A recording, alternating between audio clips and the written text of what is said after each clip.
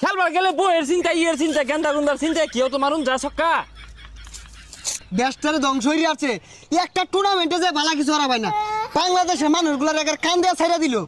কি এর খেলাধুলা, চাই ছক্কা মারা পাই না কি শোনা? হ্যাঁ, গরু পালবাম, ঘাস কাটবাম আর গোবর হালাইবাম, এডি কাম হনা।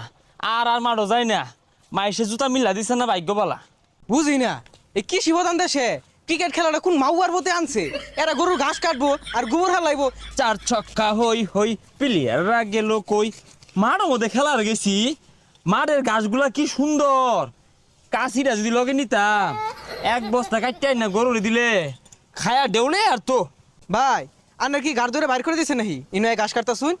কেটা কেটা না না, গাছ কাটি না তো, বেড়াইতাছি না বেড়াইতাছি, গাছ কাটি না বেড়াই বেড়াইছি গ্রাম।